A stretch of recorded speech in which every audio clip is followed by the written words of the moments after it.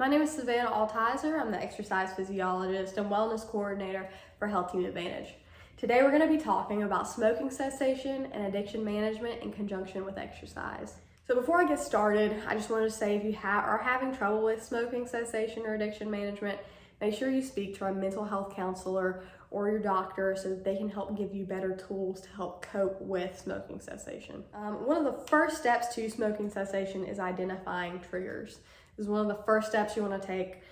So whether it's a social aspect, feeling boredom, a calming aspect, or avoiding withdrawal symptoms, these are all triggers that you need to identify so that you can better redirect when these triggers happen. There is an addiction cycle. So there could be an emotional or physical trigger, which can then lead to a craving, which can then lead to the ritual of using, which can then lead to guilt, which again can then lead to an emotional trigger. So it's just a cycle that can happen over and over and over, and that is why smoking or any type of addiction can be so difficult to stop. So in order for this cycle to end, we have to put a stop to at least one aspect of this cycle, if not multiple. The most effective way of helping to stop the addiction cycle is to be able to identify and redirect our response to emotional and physical triggers. So the better we can redirect our response, the better we can stick to our smoking cessation plan. There are 4 steps to break a cycle. So first, we want to identify the problem behaviors, like I just talked about. 2, we want to identify alternative healthy habits to replace those behaviors. And this could be exercise, this could be talking with a friend, this could be talking with a therapist, this could be going and taking your dog for a walk, this could be reading, whatever the case may be, just so that we're redirecting to healthier behaviors instead. We want to attend therapy to explore the root of your bad behaviors. The more we can understand ourselves and why we do things, the easier it will be to redirect those things. And then 4, we want to practice healthy habits consistently and create a routine. This is the key point in keeping smoking gone forever and making sure that you stop smoking for the rest of your life is to stay consistent. So consistency and creating a routine are by far the most important things you can do. Now we can use exercise as a tool. Exercise is a great tool to help smoking cessation. So exercise is shown to reduce withdrawal symptoms as well as manage stress leading to smoking. So even a 10-minute bout of exercise can have a significant impact in whether you choose to smoke or not. It can limit weight gain and it can be a good distraction, and distractions are more important than you may think. So the better you can distract yourself, even for 10 minutes, the less likely you are to smoke. So find something active that you enjoy doing. And that could be something super simple, such as going on a walk. You could go on a walk with yourself, you could go on a walk with your dog, you could go on a walk with your friend, you could go for exercise classes, you go for a silver sneakers class, online or in person, stretching or breathing exercises during commercial breaks. You could go to the gym if you think that that's fun and you enjoy doing that. Pickleball, any type of sport that you could get into that would be fun for you is worth it. So exercise as a tool is great. Exercise is also great as a tool because it can help repair your lungs and overall health with exercise and smoking. So exercising and giving up smoking will help increase your lung capacity by up to 10% in 9 months. That is massive. So this can really help increase your lungs health, not only just your lungs general health, but how you feel as well. So exercising can help the efficiency of your body's ability to transport oxygen to important tissue and get rid of CO2 in your blood, which can then cause a dramatic response in how breathless you feel. So you should feel way less breathless as well. Positive effects of smoking cessation can begin in just 20 minutes following your last cigarette. Blood pressure and pulse go back to normal. So everything can decrease just within 20 minutes of stopping your last cigarette. So this doesn't have to be just this long-term thing. If you view something as, the huge long-term commitment that it is, which is stopping smoking, it's very intimidating. But if you take it one day at a time, or in this case, 20 minutes at a time, you're much more likely to stick to the plan. So you are making a difference in just 20 minutes. Within just 1 week of smoking cessation, your lung capacity can significantly improve and make breathing drastically easier. Those that quit smoking for 1 week are 9 times more likely to succeed in their smoking cessation journey. That's a big statistic. So our other ways to quit would be have a support system in your family, friends, and community. Make sure that you have a positive group of people around you who are supporting your decision to quit smoking. Keep cigarettes out of the house and avoid being around them when in social situations. It's the same thing with if you're overeating, don't keep junk food in the house. Same thing with drinking, don't be around, alcohol. So definitely keep cigarettes out of the house and avoid being around them in social situations as much as you can. Talk to your health plan about getting linked into an approved smoking cessation program as well, because those can be very, very helpful. Just to have somebody in your corner is just can have a powerful impact in your smoking cessation journey.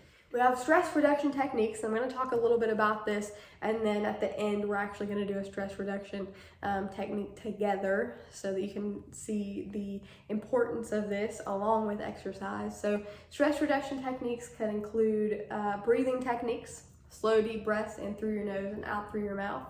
You repeat this at least 3 to 5 times. You could sit on a couch, close your eyes, and just really think about where you feel the most stress. So that's a calming type of exercise. Calming exercises like stretching exercises can help bring awareness to tension and stress in your body that can be addressed later through those exercises. Self-care, take a long shower or bath, get extra sleep, eat a healthy and balanced diet. So the more you can make yourself feel uplifted and good, the more success you're gonna have. And accept what you can't change. The more you can accept what you can't change, the more you're gonna realize that you don't have control over everything, which is gonna reduce your stress as well, hopefully. That's something that's hard to wrap your mind around sometimes, and I understand. And lastly, and probably the most important, is create a routine. Okay, so consistency with any major lifestyle change is always the most effective way to implement change and set yourself up for success. So creating a routine for a minimum of 2 weeks is going to help create healthy habits for the long term. So the longer you can create a healthy habit and keep that healthy habit going, the more set up for success you are.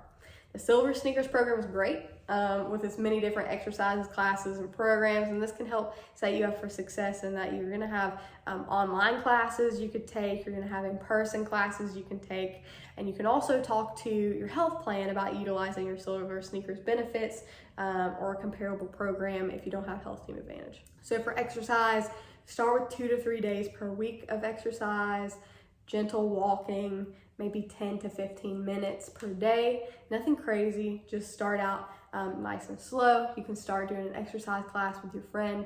Whatever makes exercise fun for you. You can do an exercise DVD. You can just get up and move a little bit on commercial breaks.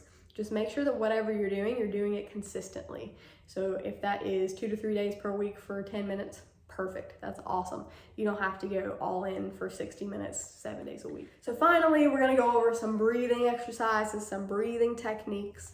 And this technique is great to reduce stress. So if you're at home listening to me, I recommend that you sit down on your couch and really just take a minute to kind of think over how you feel right now. Really take a few deep breaths, center yourself, and just be here with me for a second. You can use this routine really anytime. I have used it multiple times in my car when I'm feeling extra stressed out. You could use this if your grandkids are stressing you out, or just life, or as a way to redirect from having cravings for smoking. So first, I'd like for you to sit down if it's available to you and close your eyes. After you close your eyes, we're gonna sit there, we're gonna think for a little bit about how we're feeling. So really center your breath and get your breath nice and regular. Really think about which limbs feel the heaviest, which body parts feel the heaviest.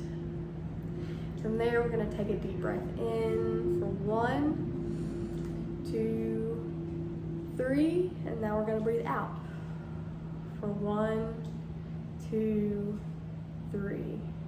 In and out. In and out. Make sure you're keeping your eyes closed. Really center yourself.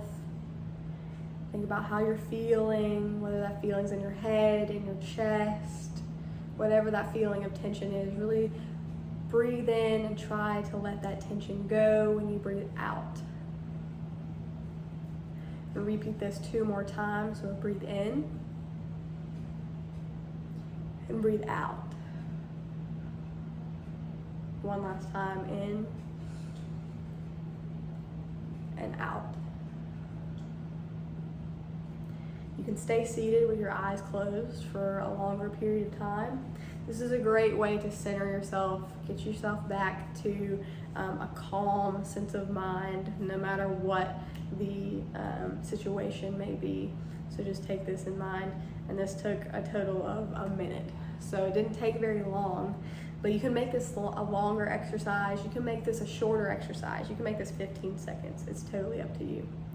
If you have any further questions, talk to your doctor about ways to further exercise or further smoking cessation, as well as your health plan. We have different smoking cessation programs with our health coaches, so you can get involved in that as well. Silver Sneakers, like I said before, is also a great resource, as well as any mental health professional. Thank you for listening, and thank you for tuning in. Look forward to talking to you next time.